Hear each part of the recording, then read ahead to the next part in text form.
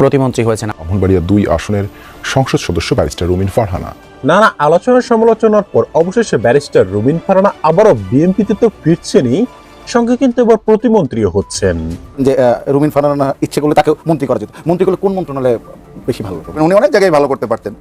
আপনাকে কোনো একটা মন্ত্রী হওয়ার অফার দেওয়া হতে পারে, বিএনপি নানাভাবে চাক। দর্শক, ইতিমধ্যে ব্যারিস্টার রুমিন ফারহানাকে নিয়ে সারা বাংলাদেশে আলোচনা সমালোচনার ঝড় উঠে গিয়েছে। কারণ ব্যারিস্টার রুমিন ফারহানাকে আবারও বিএনপিতে যোগদান করতে বলেছেন তারেক রহমান। দর্শক, আমরা কিন্তু সকলে জানি বিগত 17 বছর এই রুমিন ফারহানা কিভাবে এই বিএনপি দলটাকে নিয়ে কষ্ট করেছেন এবং রাজপথে কাজ করেছেন, এবং তার ফলাফল দিয়েছে। কিন্তু তাকে দল থেকে বহিষ্কার করেছে এবং তাকে কিন্তু মনোনয়নপত্র দেওয়া হয়নি। এবং বিএনপির ভারপ্রাপ্ত চেয়ারম্যান তারেক রহমান, বাংলাদেশের প্রধানমন্ত্রী, ইতিমধ্যে কিন্তু তাকে ডাক দিয়েছেন এবং আবারও বিএনপিতে দলে যোগদান করতে বলেছে। এবং শুধুমাত্র যোগদান নয়, প্রতিমন্ত্রী হিসাবে আবারও দলে ফিরে আসতেছে এই ব্যারিস্টার রুমিন ফারহানা। তার কারণ কিন্তু একটাই, বিএনপি দল থেকে যখন বহিষ্কার করেছেন এবং তাকে যখন মনোনয়নপত্র দেওয়া হয়নি, তখনই কিন্তু তার নিজ এলাকায় এমপিতে নির্বাচিত হয়ে সবাইকে দেখিয়ে দিয়েছে এই ব্যারিস্টার রুমিন ফারহানা। তো দর্শক, এতক্ষণ দেখছেন ভিডিও শুরুতে শিরোনামের মাধ্যমে কিছু অংশ, এখন দেখবেন পুরো ভিডিও জুড়ে। তার আগে সবার কাছে একটা অনুরোধ করব, যারা আমার চ্যানেলে নতুন আসছেন অবশ্যই চ্যানেলটি সাবস্ক্রাইব করে দিবেন, পাশে থাকা বেল আইকনটি অল ক্লিক করে বাজিয়ে দিবেন। তো দর্শক, চলেন একটা লাইক দিয়ে সম্পূর্ণ ভিডিওটা ধৈর্য সহকারে দেখতে থাকুন। সমালোচনার পর অবশেষে ব্যারিস্টার রুমিন ফারহানা আবারও বিএনপিতে তো ফিরছেনই, সঙ্গে কিন্তু এবার প্রতিমন্ত্রীও হচ্ছেন। দর্শক, ত্রয়োদশ জাতীয় সংসদ নির্বাচনে আলোচিত ব্রাহ্মণবাড়িয়া 2 আসনে বেসরকারিভাবে নির্বাচিত হয়েছেন স্বতন্ত্র প্রার্থী রুমিন ফারহানা। স্বতন্ত্র নির্বাচন করায় বিএনপি দল থেকে তাকে বহিষ্কার করা হয়েছিল। নির্বাচনের রিটার্নিং কর্মকর্তা ও ব্রাহ্মণবাড়িয়া জেলা প্রশাসক শারমিন আক্তার জাহান বেসরকারিভাবে তাকে বিজয়ী ঘোষণা করেন। ফলাফল অনুযায়ী ব্যারিস্টার রুমিন ফারহানা আশপতিকে 1,18,547 ভোট পেয়ে নির্বাচিত হয়েছেন। তার নিকটতম প্রতিদ্বন্দ্বী জামায়াতে ওলামায়ে ইসলামের প্রার্থী খেজুরগাছ প্রতীকে পেয়েছেন 80,434 ভোট, যার ফলে দল রুমিনকে মনোনয়ন না দিয়ে যে ভুল করেছে সেটা ভালোভাবে উপলব্ধি করতে পেরেছে বিএনপির কেন্দ্রীয় কমিটি। কারণ রুমিন ফারহানা স্বতন্ত্র থেকে বিপুল ভোটে জয়ী হয়েছেন। তাই তো এবার বিএনপি অর্থাৎ রুমিন ফারহানার প্রাণের দল, যে দলের জন্য বছরের পর বছর কষ্ট করে গেছেন রুমিন ফারহানা, সেই দলে যাওয়ার আমন্ত্রণ পেয়েছেন আবারও ব্রাহ্মণবাড়িয়ার নেত্রী রুমিন। শুধু দলে ফেরাই নয়, গুঞ্জন উঠছে রুমিন ফারহানাকে প্রতিমন্ত্রীর দায়িত্ব দেওয়া হতে পারে। তবে কি মন্ত্রী দেওয়া হবে সে বিষয়ে এখনো ক্লিয়ার হওয়া যায়নি। তবে স্বরাষ্ট্রমন্ত্রী সালাউদ্দিন আহমেদের সঙ্গে তার বেশ একটা সখ্যতা গড়ে উঠেছে ইতিমধ্যেই। এবং এ বিষয়ে রুমিন ফারহানা বলেন, আমি যে দলের জন্য নানা রকম অত্যাচার সহ্য করেছি গত 16 বছর, সে দলকে আমি কি করে ভুলবো? হয়তো সাময়িক মতের অমিল হয়েছে আমাদের মধ্যে, কিন্তু দিন শেষে দলের বাহিরে কিছুই নেই। আমি কোনো মন্ত্রিত্ব চাই না, দলের জন্য কাজ করব, এটাই আমার জন্য অনেক বড় পাওয়া। আমরা সকলে মিলে দেশটা এমনভাবে গড়ে তুলব, জনগণ বিএনপিকে যেন বারবার ভোট দিয়ে জয়যুক্ত করে। তো সম্মানিত প্রিয় দর্শক, ব্যারিস্টার রুমিন ফারহানাকে প্রতিমন্ত্রী করলে কেমন হবে? অবশ্যই আপনার মূল্যবান মতামতটুকু জানাবেন। আপনাকে ডেপুটি স্পিকার করা হবে, আপনাকে কোনো একটা মন্ত্রী হওয়ার অফার দেওয়া হতে পারে, বিএনপি নানাভাবে চায় যে আমার এলাকার মানুষ, এরা আমার রক্তের সম্পর্কের চেয়েও অনেক আপন, এদের জন্য আমার করতে হবে। আমার এখন 1 নম্বর কাজ, বিশ্বাস করেন আর কিছু না, আমার এলাকার উন্নয়ন। আমি এই মানুষগুলোর কাছে দায়বদ্ধ, ওয়াদাবদ্ধ, ঋণী। এই ঋণটা সার্বিক ঋণ। আমার এলাকার মানুষ একেবারে প্রান্তিক মানুষ, খালেদ ভাই, হয়তো সারা বছর ও চিকিৎসার জন্য বা আগামী বছরের জমিটা নিবে সেই জন্য 50,000 টাকা জমাইছিল, ময়লা পুরানো নোট খালেদ ভাই আমার হাতে এসে দিয়ে গেছে। আপনি যদি বলেন আবেগ, এই মানুষগুলোকে আমি আমার জীবনের চেয়ে বেশি ভালোবাসি। আমার সম্মান, আমার মর্যাদা, আমাকে যতভাবে অপমান করা হয়েছিল তার জবাব আমার এলাকার মানুষ দিয়েছে। ওদের কাছে আমার ব্যক্তিগত ঋণ আছে, এই ঋণটা আমার শোধ করতে হবে। আমি আপনার আবেগটা বুঝতে পারি রুমিন, আপনাকে তো আসলে কয়েকটা ফ্রন্টে যুদ্ধ করতে হয়েছে। এটা একটা ডিফারেন্ট, মানে কখনো কখনো আপনার নিজের ছায়ার বিরুদ্ধে আপনার যুদ্ধ করতে হয়েছে। আপনি জানতেনও না যে কে আসলে আপনার লোক, কে আপনার লোক না, এখানে কে মানে কে বন্ধু কে শত্রু জানি না।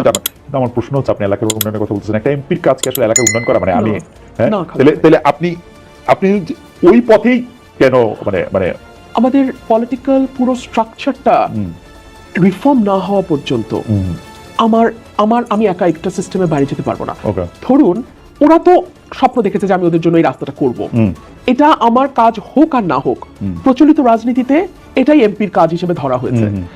ল মেকিং, পলিসি মেকিং, এখানে আমি আমার সর্বোচ্চ এফোর্ট দিব, দিয়ে হয়তো আমাকে ডাবল দৌড়াতে হবে, দ্বিগুণ হয়তো দূরত্ব অতিক্রম করতে হবে, কিন্তু আমি দুটোই করবো, কারণ ওটা আমার রিয়েল কাজ। আমার policy making and law making এ অবদান রাখা, সেটা যেমন আমি করব, একই সঙ্গে আমার এলাকার মানুষ, এরা আমার রক্তের সম্পর্কের চেয়েও অনেক আপন, এদের জন্য আমার করতে হবে। আমার এলাকায় এত প্রান্তিক মানুষ আছে খালেদ ভাই, আমাদের দুটো ইউনিয়ন, বিশেষ করে পাকশিমুল আর ওরাইলের গ্রামগুলো, জয়দরকান্দি, তেলিকান্দি, ফতেপুর, পরমান্দপুর, ওই দিক দিয়ে রানীদিয়া, রাজাপুর, কাকরিয়া, ধোবাজাইল, ধামাউর, আমি চোখের সামনে দেখতে পাচ্ছি। এই মানুষগুলো হাঁটতে মানে ওদের রাস্তা নাই কোনো, ওরা মোটরসাইকেলে চলে। আপনার কাছে কি মনে হয় ব্রাহ্মণবাড়িয়ার মতো একটা জেলা, যে জেলাটাকে আমরা সাধারণত বাংলাদেশের অন্যান্য জেলার তুলনায় একটা সম্পদশালী জেলা হিসেবে আমরা জানি, এই জেলাটার মধ্যে মানে এটা এত পিছিয়ে থাকার কারণ কি? মানে এটা কি যোগাযোগের ভুল এমপি? আমি একদম খোলামেলা বলি, বাংলাদেশের জন্মের পর 73 সালে আমার বাবা নির্বাচন করেন, জেতেন, বেসরকারিভাবে জয়ী হওয়ার পর পরে তাকে পরাজিত করা হয়। তারপরে এটা উকিল আব্দুল সাত্তারের হাতে এই কনস্টিটিউয়েন্সিটা চলে যায়, এবং উনি সরকারে ছিলেন 3 দফা, শহীদ প্রেসিডেন্ট জিয়া রহমানের সময় ছিলেন, বেগম খালেদা জিয়ার সময় ছিলেন, প্রতিমন্ত্রী ছিলেন, কোনো কাজ উনি করেন নাই। আমি একদম মানে খোলামেলায় বলি, দুঃখ লাগে বলতে, করেন নাই। তারপরে চলে গেল জোটের হাতে, ফজলুল হক আমিনী সাহেবের হাতে, করেন নাই। তারপরে গেল জিয়াউল হক মৃধা, সেটাও জোট। মানে আওয়ামী লীগ এবং বিএনপির নিজস্ব প্রতীকের প্রার্থী ছিল একমাত্র উকিল আব্দুল সাত্তার, উনি শেষ বয়সে গিয়ে আওয়ামী লীগের যোগ দিয়ে আরো মারাই গেলেন। তো এই হলো আমার এলাকার মানুষের ভাগ্যের অবস্থা। 15-17 বছর তো ধরেন আওয়ামী লীগ ছিল, আমরা সবসময় মনে করতো যে এরা তো আমাদেরকে ভোট দেয় না, এটা বিএনপি অধ্যুষিত এলাকা, এদেরকে এত উন্নয়নের কি আছে? আমি তো খুলনা গেছি কয়েকবার, বরিশাল গেছি, আমি তো দেখেছি এটা বিদেশের মতো করে ফেলেছে, আওয়ামী লীগ বিদেশের মতো করে ফেলেছে। রাজশাহী আল্লাহ দেখার মতো খালেদ ভাই। আর সেখানে যখন আমি আমার এই গরিব এলাকাটাতে আসি, আমার এত কষ্ট লাগে মানুষগুলোর জন্য। কিন্তু মানে এই এলাকাটা কিন্তু অনেক উন্নত হওয়ার কথা, থাকার কথা, কারণ মানে কুমিল্লা বোর্ড হিসাবে মানে অনেক কিছুর মধ্যে অনেক গুরুত্বপূর্ণ ছিল। যাই হোক, আমরা শেষ পর্যায়ে চলে এসেছি। আমরা একটু আপনার কাছে একটু জানতে চাই যে আমরা শুনতে পাচ্ছি মানে কোনো একটা পাখি এসে আমাদের বলে যাচ্ছে আপনাকে ডেপুটি স্পিকার করা হবে, আপনাকে কোনো একটা মন্ত্রী হওয়ার অফার দেওয়া হতে পারে, বিএনপি নানাভাবে চায়, যেটা আপনি আসলে একটু বলতেছিলেন যে ঘরের মেয়ে ঘরে ফিরে আসুন, এগুলি কি আপনি পাইতে শুরু করছেন, বিবেচনা করতে শুরু করছেন? এগুলো আপনি কিভাবে ভাবতেছেন? আমি কিছুই পাই নাই। আচ্ছা, ইলেকশনের আগে পেয়েছি, ইলেকশনের পরে আর আমি ইলেকশনের পরে।